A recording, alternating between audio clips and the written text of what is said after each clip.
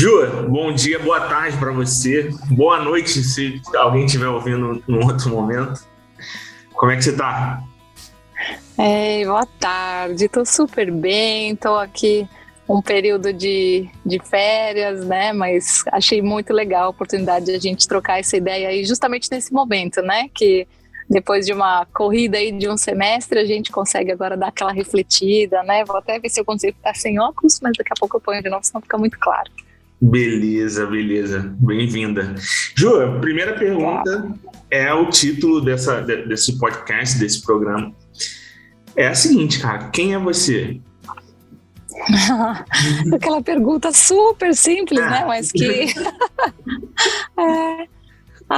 Eu sou uma entusiasta da vida, uma criadora aí de possibilidades para mim, para outras pessoas, né? Eu acho que sempre quando a gente se conhece, se aceita, a gente consegue ir mais longe. Então, essa sou eu sou essa pessoa que, enfim, estou sempre em movimento e gosto muito, né, de contribuir de alguma forma, né, para a vida das pessoas, tanto as de pertinho quanto as que estão mais distantes e é isso. Entendi. E essa questão de contribuir, como que você costuma fazer isso? Como que é o teu modus operandi de cooperar com outras pessoas? Olha, Pedro, é muito interessante, porque assim, desde muito pequena, né, eu tinha a vontade de estar junto, de ajudar, e assim, desde bichinhos, então eu sempre achei na infância que ia ser veterinária, e aí eu ajudava os parentes e todo mundo que tinha bichinho quando tinha alguma questão, mas também tinha muito, sabe aquela pessoa assim, quando a pessoa tem um problema, quando a pessoa não tá legal, né, eu acabava sendo, enfim, uma possibilidade de ajuda, o pessoal, então, Ju, assim, assado, e assim, para mim essa conversa sempre foi muito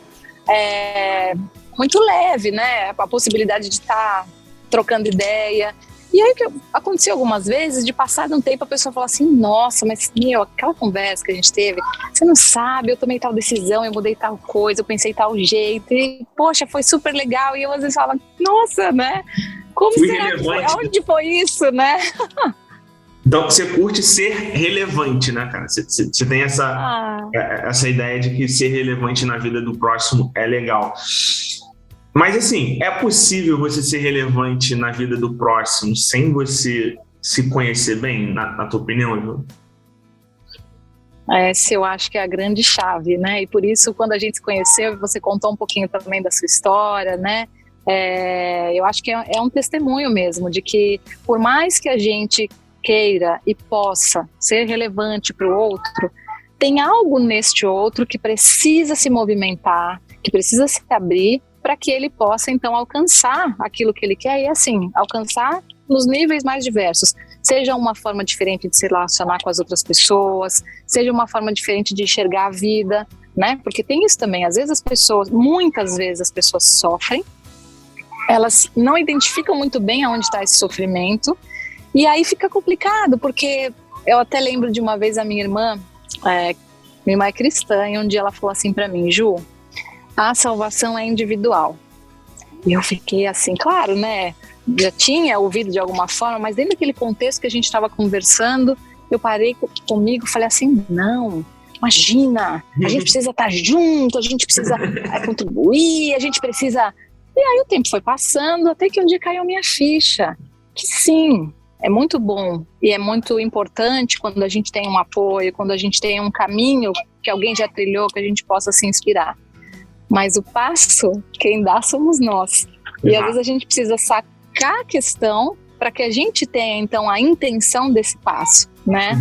Isso eu acho que...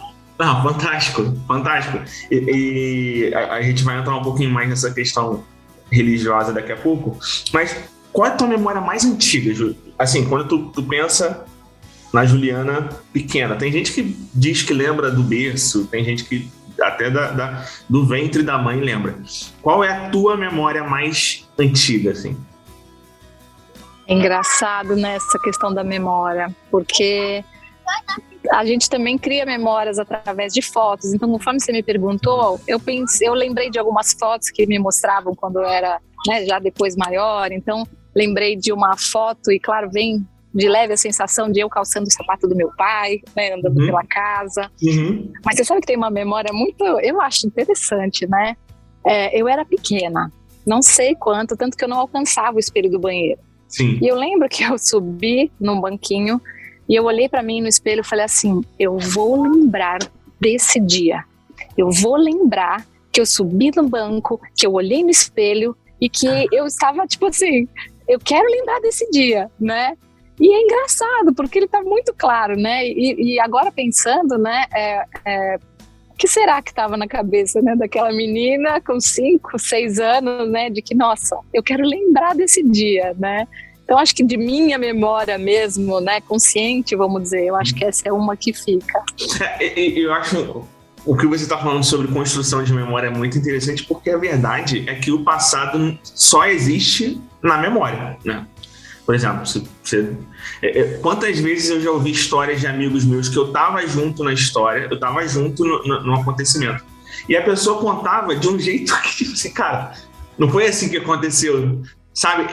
Mas ele não está mentindo, é porque a memória dele é uma memória contaminada pelas vivências dele, né? Então, assim, a forma que ele enxerga aquele mesmo fato que eu enxerguei de outra maneira é muito interessante. Então, querendo, construída ou não, memória é memória. Então, eu vi uma foto de pequeno e lembrei daquele dia. Cara, você pode nem ter de fato, mas você construiu uma memória ali, na hora. É mais ou menos muito isso, né? legal. E é legal isso que você estava dizendo, porque é o seguinte, né, que você falou em algum momento. Além da memória, tem algo que é o universo particular de cada pessoa. Sim. Né? Então, assim, eu tô aqui agora, tô olhando para você, tô olhando para a tela, né? Tô olhando, às vezes, o fundo, às vezes eu vejo que alguém passa, porque a gente tá aqui num lugar aberto, enfim. Mas quem tá ali, né? Então, ali tá minha família, tem outras pessoas, o próprio ângulo de visão que eles têm é totalmente diferente do meu. Ainda que estejamos no mesmo, entre aspas, tempo e espaço.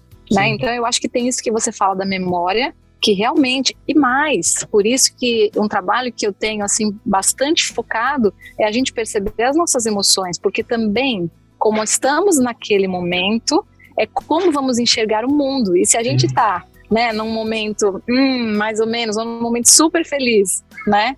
O que a gente vai absorver do momento, que vai ficar na nossa memória, é totalmente outra coisa. É aquilo do filme Divertidamente, né? Que a Riley, ela tem uma lembrança e a tristeza toca naquela lembrança, e aquela lembrança que antes era uma lembrança feliz, era uma memória feliz, passa a ser uma memória triste, porque ela lembrou dos amigos da cidade que ela deixou, entendeu? E é muito disso que você está falando. A gente... Por isso, eu costumo dizer, não sei se você concorda, Ju, que o autoconhecimento ele é o filtro. Ele é o filtro que você enxerga a vida. Se você tiver com óculos lá, com o filtro do teu autoconhecimento, você vai enxergar tudo a partir de você, né? A partir daquilo que você construiu, né? É fantástico. Eu não sei se você concorda. Não, eu não só concordo, como pensei uma coisa agora que você falou, né?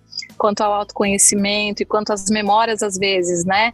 Que tem uma memória feliz ou uma vivência feliz e de repente se está num momento de saudade, aquela memória que é feliz traz E essa é uma outra coisa, sabe, Pedro, que eu acho muito importante quando a gente está olhando para o autoconhecimento, que é a possibilidade de que sim, existe naquele mesmo momento, podem existir emoções conflitantes.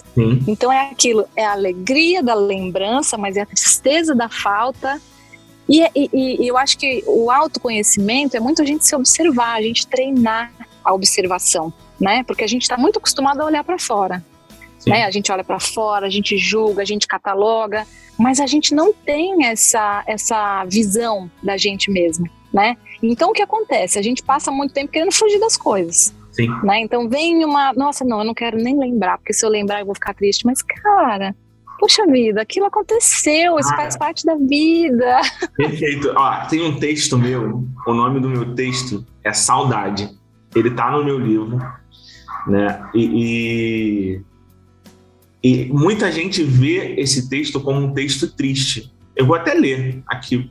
né, para você ver, porque tem muito a ver com o que a gente está falando. Existem dias em que eu acordo feliz, existem outros que eu estou triste, mas não existe um dia sequer que eu não acorde com saudade. Saudade de você, saudade de mim, talvez saudade de nós, ou quem sabe sinto saudade da saudade que você sentia de mim quando eu acordava um pouquinho mais tarde. E você me esperava, exultante, mais bonita que a luz do sol que entrava no quarto ao abrir a cortina, mais cheirosa do que o café forte que já estava sendo preparado, mais gentil do que aquelas plantas que você insistia em identificar uma por uma e me apresentavas. Algumas vezes eu achava que você estava inventando o nome, porque parecia uma botânica, de tanto que amava as flores. A saudade por vezes é doce, me incentiva a voltar para mim, a ser o melhor eu possível. Já em outros momentos, ela é de um mau gosto que chega a me entediar. Mas sabe, eu não tenho dúvida nenhuma. Se eu tiver que escolher entre te esquecer ou sentir saudades, eu vou sentir saudade todos os dias. E aí... Coisa mais linda! E aí a galera entende isso como tipo assim, caraca, depressão. Não é, mano. É porque tem memórias que doem às vezes e que outras vezes elas são felizes. E que é melhor você tê-las, né? Do que, tipo, eu quero esquecer o meu ex, tá ligado? Eu quero esquecer que isso aconteceu. Quando você esquece, Ju, não sei se você concorda, você tá suscetível a errar de novo da mesma forma. Uhum. Nossa, eu acho que você falando isso, tem duas coisas, né, que me vêm. A primeira, não é possível esquecer. Tá? E assim, é meio paradoxal, né? Por quê? Porque mesmo que a gente force a esquecer, ou a gente queira jogar isso para algum lugar muito escondido, de algum jeito isso reflete na nossa vida, nas nossas ações, né?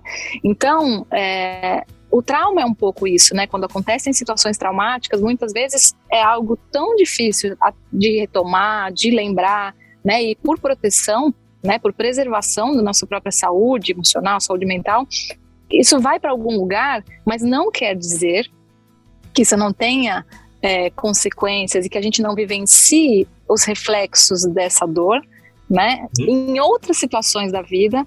Então esse é um trabalho importante que eu faço também com as pessoas que eu atendo nos grupos, é que muitas vezes não necessariamente a gente precisa voltar para aquele lugar, mas saber que tem algo ali que pode ser ressignificado, né, que pode ser integrado. E essa é outra coisa que eu pensei conforme você estava lendo, que é a integração, né?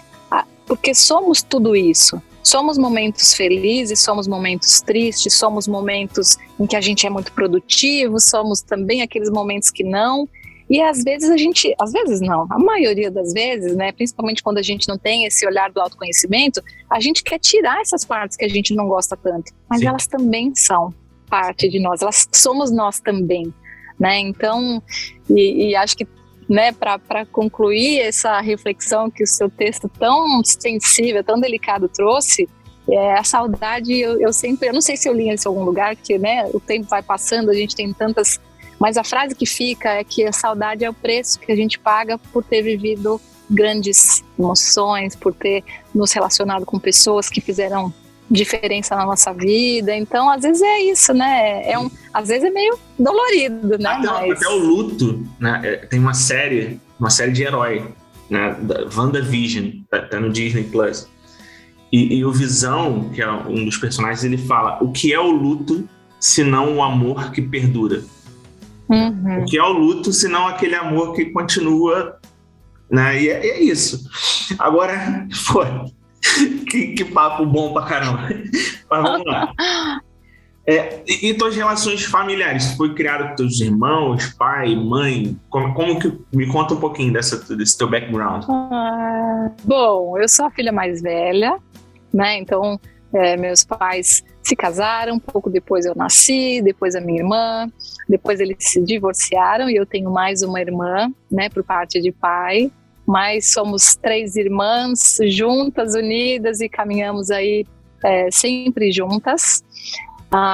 Depois, né, desse primeiro núcleo familiar, tenho o meu núcleo familiar hoje, né? Então, essa é a minha família de origem. Hoje eu sou casada, tenho um filhão, literalmente, porque ele é, tipo, muito maior do que eu. E assim, né? Eu acho que esse caminho também do meu autoconhecimento veio, e assim, você tem filhos também, você sabe que os filhos, eles trazem pra gente de bandeja tudo aquilo que eventualmente a gente não tenha, né, olhado, e que, enfim, né, eu tinha muito essa visão de que eu queria, enfim, tive pais queridos, mas ainda assim eu queria fazer do meu jeito, né, mas qual é o nosso jeito quando a gente não sabe, quando a gente não conhece? Então, esse meu caminho, né, que eu estava te contando, né, antes da gente entrar no ar, do meu caminho, eu sou administradora de empresas, pós-graduada nessa área de gestão, fiz uma faculdade de filosofia no meio do caminho para ir vendo para onde ia, e enfim, depois fiz psicologia e hoje estou terminando o doutorado, né, nessa área, e esse movimento aí da filosofia e depois, né, da psicologia veio exatamente quando meu filho era pequeno, e eu me via, às vezes, repetindo algumas coisas. Eu vou dar um exemplo bobo, tá? Do tipo, derrubou um copo na mesa, copo de suco. Minha primeira reação era, nossa, mas derrubou um copo de suco? Mas presta atenção! E assim, 2, 3 anos de idade. E pra mim, eu não gostei, eu não me sentia bem de reagir daquele jeito, porque eu sabia que ele não tinha autoridade, né, nem motora para fazer diferente, mas eu não sabia bem fazer diferente.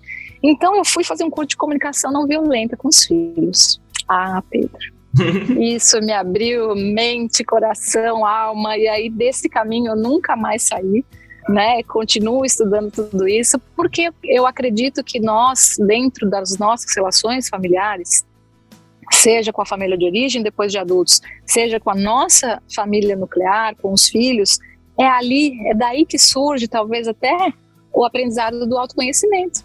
A gente precisa ensinar, a gente não foi ensinado a. Então, cabe a nós agora, né, o bastão tá com a gente, para que a gente faça diferente, né? Cara, eu acho incrível isso que você está falando, porque às vezes no meu Instagram, até hoje, tava a frase assim, o autoconhecimento é a chave. E muita gente me pergunta assim, é a chave para quê? E eu falo, é a chave mestra, é a chave para tudo. Porque você percebe que em algum momento você percebeu que a tua comunicação violenta com o teu filho tinha uma origem da tua bagagem, daquilo que você vinha carregando inconscientemente e repetindo os padrões que você, inclusive, desaprovava, mas eram os padrões que você tinha. Cara, assim que eu fui ensinado, se derrubar o suco, o pai e a mãe têm que agir dessa forma. E aí o autoconhecimento é você pegar a tua mochila, a mochila que tá, né, com as tuas vivências, sentar no chão e derrubar a mochila, tudo que tá dentro da mochila, botar ali, ó, no chão. Né? E ficar caçando. Então quer dizer que a minha comunicação violenta vem daqui. Então, o autoconhecimento, eu sou apaixonado em falar sobre isso por causa da minha vivência, do que ele me transformou. Mas tudo que você fala, eu falo assim, cara, olha isso, mano. Olha como que é uma parada muito preciosa mesmo.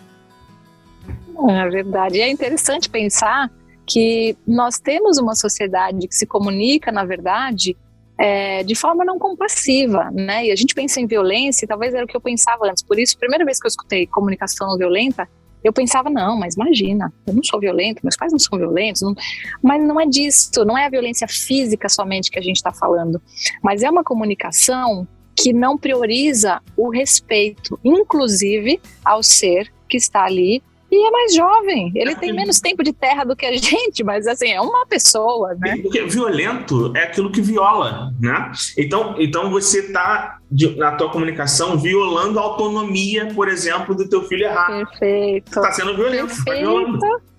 Exato. Né? Fantástico, cara. Acho que a gente vai ter que ficar umas 3 horas aqui. Né? Muito bom papo. E a tua primeira experiência romântica na vida? Quando que você se apaixonou pela primeira vez e, tipo, idealizou, viveu felizes para sempre? Me conta. É engraçado, né? De novo, eu acho que eu tenho uma memória muito novinha também, não sei quanto, sei lá, 9, 10 anos. Uhum. E tinha um menino, eu morava numa rua, né? Então era aquela rua que tinha desde criança menor, criança maior, era aquela coisa, né? Uma delícia de bagunça ali para criança. E tinha um menino, ele era muito fofo, muito fofo. E ele era simpático, ele era legal, e aí, né, naquela inocência, né, na pureza da criança, né, eu imaginava, quem sabe um dia, né, a gente namora e ele é tão legal. Então, assim, vamos dizer, essa minha primeira lembrança, né, essa experiência de repente olhar para alguém, né, e assim, ele tinha a minha idade, era muito fofo mesmo. Né? Eu acho que foi isso e assim, claro, né? Depois de um certo tempo eu mudei enfim, fui para morar longe e, né? Acho que algumas pessoas que podem eventualmente estar aqui com a gente sabem ou não sabem que na verdade não tinha celular, então era aquele negócio, você tinha que escrever carta para os amigos e aí assim a pessoa mudava de casa, não avisava que mudou de endereço, você não... eu não sou dessa época, né? Não, mas eu já ouvi falar que era assim. Um pouquinho, era o pessoal mais, né? O pessoal mais velho me conta que era assim. Sabe? Dizem que tinha um negócio chamado orelhão na rua, que era telefone público. Ficha. Eu não sei. Exatamente. Também me contam isso, viu? Mas... E qual foi a tua primeira desilusão, assim? Porque eu costumo dizer que toda desilusão primeiro nasce com a ilusão, né? Você se ilude e depois você se desilude. Tu lembra qual foi a tua primeira desilusão amorosa, a tua primeira decepção, assim? Olha, eu acho que um pouco junto com essa primeira experiência, né, de gostar de alguém, porque bem como eu te falei, eu mudei de casa e assim, naquela época, a gente dependia também de uma certa amizade dos pais, né, já que eu era escrever carta, e não tinha, então assim, foi muito frustrante, né, porque quando eu mudei de casa, mudei de bairro, nunca mais ouvi falar, e para dizer a verdade para você, eu acho que nem o sobrenome dele eu sei, não tô lembrando agora, o nome lembro, claro, mas o segundo nome. Então, assim, foi, sabe, que nem um balão de... foi embora, nunca mais eu vi. Entendi, mas então, tu não lembra de sofrer por amor, assim, de uma maneira mais... não sei, me fugiu a palavra. Aquele sofrimento mais brutal, mais... Você se lembra qual foi a primeira vez que você viveu isso, venceu tudo? Aí acho que um pouquinho mais velha, né? Aí eu acho que mais velha, então de repente gostar de uma pessoa e não ter reciprocidade, né? Então assim, eu até achar que tinha reciprocidade, na verdade não tinha. Então eu sou assim, vou te contar. Eu escrevo desde quando eu tinha uns 10 anos, eu tenho um caderninho que eu escrevia coisas minhas, vamos dizer, e eu pegava frases, né? Então, eu me lembro de ter escrito uma vez da coisa, era uma coisa meio de, não, porque aí o vento vem, a tempestade, a rosa perde as pétalas, sabe assim? Uma coisa meio, não dos primeiros textos, visceral. Depois. Visceral, né? E é isso que eu acho também importante, sabe? Porque a maioria dos adultos, né? Não vou dizer a gente, nem que são todos, acha que o sofrimento da criança, do adolescente não é grande o suficiente ou não é um sofrimento real. E isso é muito complicado, né? Porque sim, é um sofrimento real, dói mesmo, né? Então, pensando nesse momento aí da minha infância e depois na adolescência, dessa coisa, né, de gostar de alguém e não ser recíproco e a pessoa, né, não me dá muita bola e eu achei que tinha, né? Nossa, isso para um adolescente é uma coisa grave, é uma coisa horrível, né? E aí o pai fala, para com isso, né? Os pais às vezes, não, mas pega a próxima, olha, né? Logo você conhece a pessoa, mas, ou logo... Gente, não, tem que acolher o sofrimento, sofrimento. Sim. Eu até gravei um reel sobre isso, né? Porque quando a pessoa perde alguém pra morte, né? Ninguém chega, por exemplo, minha avó faleceu ano passado, ninguém chegou pra mim e falou assim, Pedro, tem mais de 8 bilhões de pessoas no mundo. Não, porque, assim, a pessoa entende que a minha avó é a minha avó. E quando você tem uma perda amorosa, as pessoas não têm essa mesma empatia. vai assim, tá sofrendo à toa, porque tem 8 bilhões de pessoas no mundo, tá? Você não precisa se limitar. Gente, não é assim. Não é assim. Né? E você falou sobre o adulto desvalorizar o sofrimento da criança ou menosprezar, né? Dar menos peso, né? do que tem. Eu não sei se isso é uma coisa de adulto ou isso é uma coisa de humano, porque eu tenho a tendência humana de achar que o meu sofrimento é mais doloroso que o seu. Né? Não, porque a Ju tá sofrendo na Suíça, né, cara? Tipo assim, saca?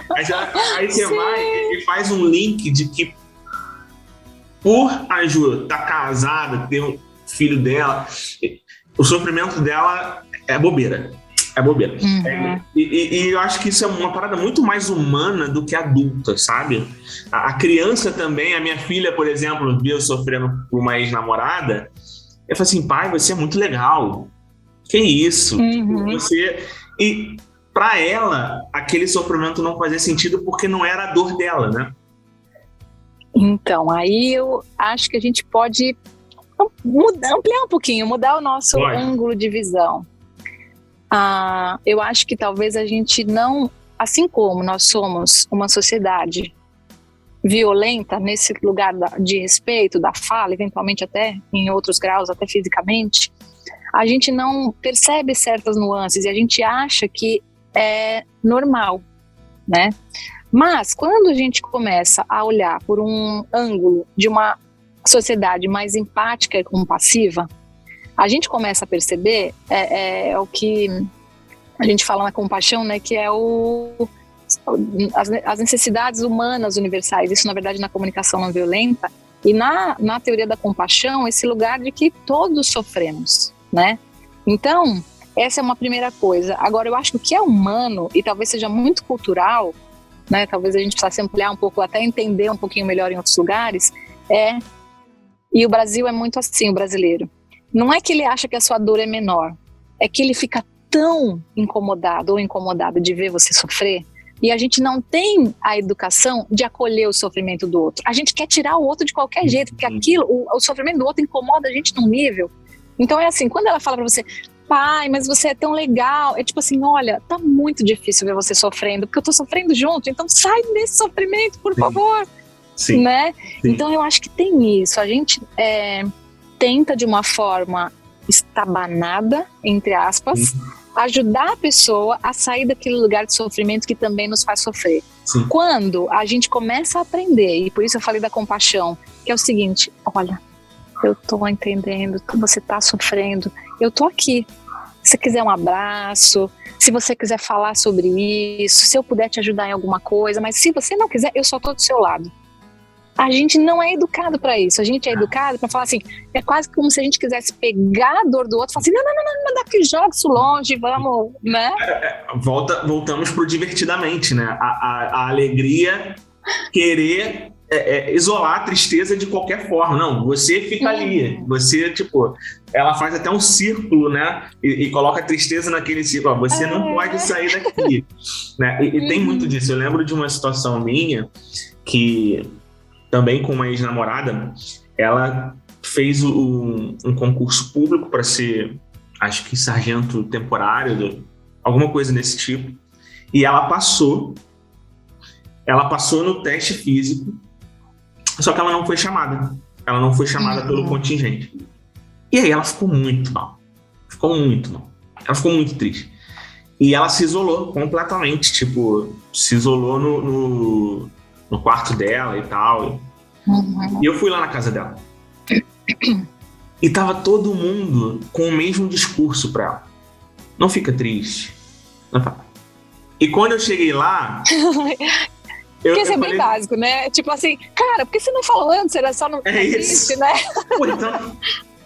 Não chora. Fácil, né? Por que você não foi? E eu cheguei pra ela e falei assim, eu não vim aqui pra te falar pra não ficar triste. Eu vim aqui pra ficar triste contigo. Eu vim aqui pra ficar triste do teu lado. Tal. Porque eu sabia que falar pra ela não ficar triste era eu pegar aquele problema e diminuir como se ele fosse muito pequeno. E quando você diminui o problema de alguém, além disso não surtir efeito, isso ainda faz mal para outra pessoa, porque a pessoa fala assim, cara, se esse problema é tão pequeno e tá me afetando tanto, eu que sou uma incapaz emocional. Não é, cara. Não é que o teu problema é pequeno, o teu problema é teu. Né? E aí, por ser teu, você sente. E a pessoa que tá fora, por mais empática e bem intencionada que ela seja, ela não tá sentindo. E Pedro, tem uma coisa muito importante também, que eu converso muito e com as pessoas, né, que eu atendo, é porque a comparação por si só é o caminho mais rápido e perto para a infelicidade, né? Sim. A comparação, ela realmente é muito ruim, né? Ela não leva a gente para lugares legais. Quando a gente também pensa em comparar o sofrimento, e eu acho que é aí que pega, né? A pessoa fala assim, nossa, mas esse é um sofrimento, meu sofrimento é pequeno. Quantas pessoas eu não atendo que falam para mim assim, eu não deveria estar me sentindo mal, eu não deveria estar triste, porque eu tenho isso, eu tenho aquilo, eu faço isso, eu faço aquilo. Então, eu não deveria estar assim. Aquele que lá, que sim, que aconteceu uma coisa, e normalmente grandes tragédias, né? Tipo, nossa, fez isso, fez aquilo. E uma coisa que assim, cada um tem o seu sofrimento, e cada sofrimento é importante, e cabe a nós, como nosso, porque olha só a chave, voltando aí a chave mestra, quando a gente tem o nosso autoconhecimento, e a gente vê o outro num momento de sofrimento, a gente olha pra gente e fala, putz, tá difícil para mim ver ela ou ele sofrendo tanto, mas isso é comigo, isso é meu. Por que eu também tô entrando tão profundo nesse sofrimento?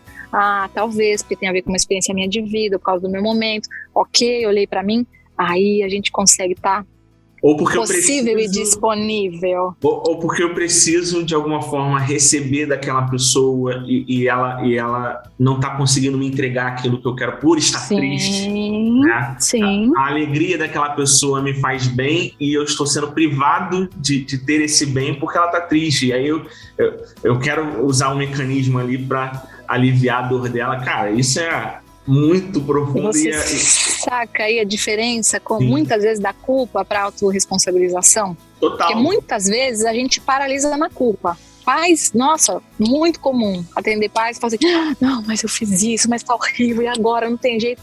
Cara, vamos fazer o seguinte, isso aconteceu, é um fato. Sim. Agora, você vai ficar parada, se chicoteando. Eu sempre brinco e falo, vamos tirar o chicote. Tira o chicote, vamos olhar para essa situação. Como foi? O que você consegue perceber e aprender com essa situação? Com autorresponsabilização, o que você consegue fazer diferente? Que é bem isso, né? Mas esse caminho que você fez de, tá bom, por que eu quero que ela esteja bem? Ou, agora o que eu posso oferecer é isso, né? Ô Ju, você falou que fez administração, né? Filosofia, mas chegou a completar a filosofia, não? Eu terminei, fiz tudo, entreguei o trabalho final, mas como eu trabalhava muito, e essa é uma parte importante, né, de quando eu era, né, administradora, trabalhava na área administrativo-financeira de uma instituição, eu não tinha tempo para fazer o estágio. Então, eu fiz toda a faculdade, todos os créditos, todas as disciplinas, fui boa aluna, fiz o TCC, mas eu não tinha a possibilidade de fazer as horas de estágio. Então, não colei grau na filosofia. E aí, cara, me conta como que tu chegou na psicologia, como que tu chegou nessa carreira. Tipo, você me parece ser uma pessoa extremamente apaixonada em fazer isso, né? Me conta. Bom, eu acho que eu não vou dizer que eu tive sorte, mas acho que eu fiz boas escolhas, né? E essas escolhas me levaram sempre a trabalhar com coisas e com pessoas que me faziam muito feliz, né? Então, na administração, eu trabalhava numa ONG, então, e assim, comecei junto com a ONG, né? Sim. Logo no comecinho, então a gente fazia cursos, né, nos turnos contrários das escolas, e esse projeto foi crescendo, eles estão na faculdade, então realmente foi uma faculdade social, né, e enfim, foi um período aí importante, né, a gente tinha inclusive parceiros internacionais que contribuíam então para todo esse trabalho que a gente fazia, E por isso que eu falei para você, esse lugar de contribuição, né? Eu sempre tive nesse lugar, sempre para mim era importante de que forma, através da minha vida, do meu trabalho, enfim, daquilo que eu podia compartilhar com as pessoas, eu podia contribuir. Então foram quase 12 anos na área corporativa, né, em que eu desenvolvi aí vários projetos, mas eram projetos que tinham conexão com o meu propósito de vida. Mas assim, eu sou uma pessoa, você viu, né, eu fiz um monte de faculdade, sempre trabalhei pra caramba, fiz pós-graduação, a gente tinha, em determinado momento a gente tinha unidades em vários lugares do país, então eu, assim, cheguei num momento em que eu trabalhava 12 horas por dia, né? E aí, enfim, tive filho, que é o que eu falei, né? Os filhos entregam pra gente numa bandeja tudo aquilo que a gente precisa olhar. E acho que meu filho estava fazendo 2 anos de idade e eu tive que acompanhar um processo muito intenso, né? Do trabalho, então tive que sair muito cedo. Quando eu cheguei, ele já estava dormindo e isso não me causou uma boa... Falei, pô, não tá legal, né? Eu quero viver com meu filho, quero vê-lo, né, crescer e naquele ritmo de trabalho não era possível. Sim, mas isso tinha um componente externo nessa cobrança, um componente de cobrança social, ou era seu mesmo? Essa cobrança era sua? Eu acho que um pouco de cada coisa, né? Um pouco de cada coisa. Sim, tem, né, um lugar aí de autocobrança, né? Mas era também a demanda do negócio. Então, assim, se a gente não presta atenção, muitas vezes, quando a gente está, né, no mundo corporativo, quando a gente está, a coisa vai indo de tal forma que quando você vê, você já está lá e não dá muito para sair, né? Aquilo do jeito que é, e traz também uma série de outras coisas, né? Traz um status, traz uma segurança financeira, traz ali um universo de coisas, né, que fazem com que a gente simplesmente vai tocando para frente, né? Sim. Aí, Pedro, o que aconteceu? Teve um dia que eu tava com... não tenho muito mais que isso, tá bom? Vou deixar claro. Mas eu tava com 30 anos e eu tive um momento assim, do que hoje a gente... Eu semana passada isso. Como... Exatamente. Tá vendo, né? Exatamente. Como que hoje, né, eu sei que era uma crise de ansiedade. Então, assim, eu comecei a ter taquicardia, minha mão muito suando... E assim, não, estou indo trabalhar, sei que isso é um momento de estresse, mas até que eu falei assim, não, tá estranho, né? E aí liguei para um amigo super querido, cardiologista, falei, olha, tá acontecendo assim, eu tô com taquicardia, mas tá tudo bem, eu sei que é do estresse, eu estou indo trabalhar. Ele falou assim, eu também acho, é tudo isso que você tá falando mesmo. Mas eu tô descendo pro PS, e aí eu vou te chamar, porque ele não era, né, não trabalhava no PS do hospital, eu tô indo lá com uma colega, você vem aqui, a gente faz uns exames só para ter certeza.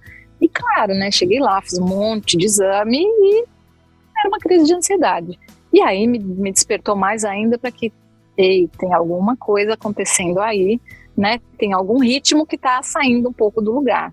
E foi aí então que eu percebi o quanto era importante também parar, né, e olhar e comecei a ver que eu talvez pudesse servir de uma outra forma, né, que eu pudesse encontrar aí uma outra forma de estar com as pessoas, de contribuir, que não nesse lugar, né, da administração, criando aí projetos, mas talvez mais próximo das pessoas, já que eu te contei também que era, nossa, Ju, a gente conversou e você falou coisas legais e a gente naquele momento, e era algo que também fazia parte da minha vida, então não teve muito jeito, foi muito interessante, porque eu, na minha cabeça, não ia fazer outra faculdade, né, porque eu tinha feito 4 anos de administração, 3 anos de licenciatura em filosofia, tinha feito pós-graduação, fiz pós-graduação em gestão de negócios na GV, fiz pós-graduação na FIA de negócios, projetos sociais, entre outras coisas, né? Um dia eu acordei com uma certeza, entrei no site da universidade, me inscrevi, como eu já tinha diploma, não tive que fazer vestibular. Quando meu marido veio, ele viu o papel e falou assim, o que é isso? Eu falei assim, então eu vou começar a fazer faculdade de psicologia. Ele falou assim, tá de brincadeira. Você vai voltar a fazer faculdade de psicologia com a galera, fazer prova. Vai ter que ficar todo dia indo lá.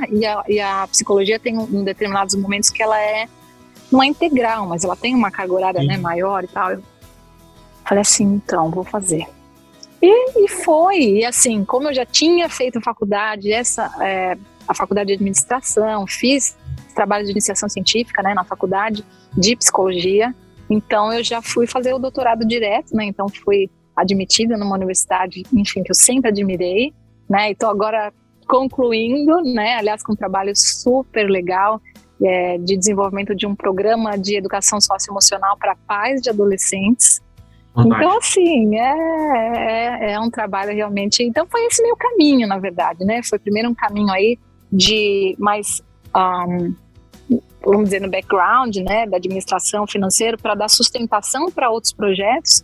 E agora, né, mais ali diretamente com as pessoas, com a psicologia. Você que sempre ajudou teus amigos, sempre foi essa amiga psicóloga que as pessoas chamam, né? Você vê elementos científicos naquilo que você fazia antes? Tipo assim, antes de ter o conhecimento teórico, mas você já aplicava na prática, você falou assim, caramba, eu já tinha uma abordagem gestalt, sei lá, já tinha uma abordagem né, aqui nos conselhos. Você consegue fazer esse paralelo, traçar esse paralelo?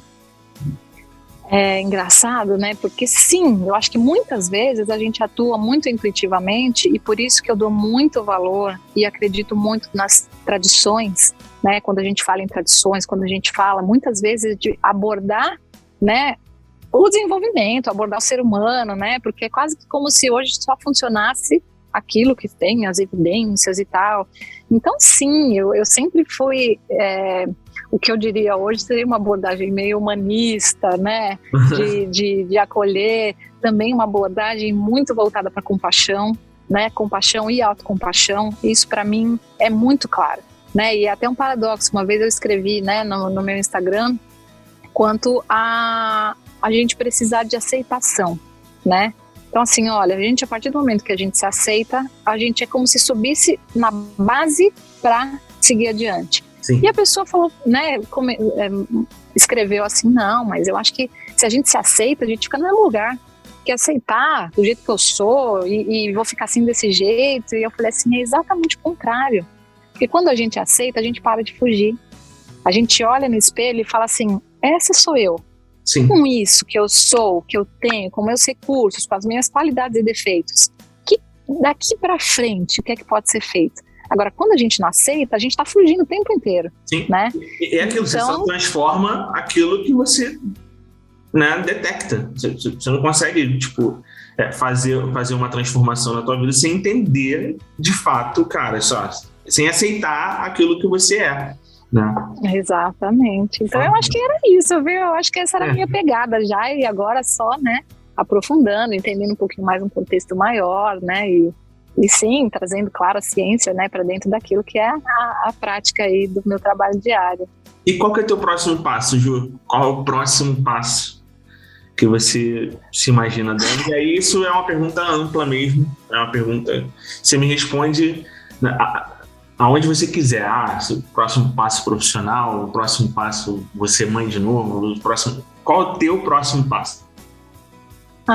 O que eu venho trabalhando já há uns 2 anos é conseguir ampliar a entrega, né, das coisas, porque eu sou uma pessoa, eu atendo meus pacientes, mas é 50 minutos, 1 hora para cada pessoa.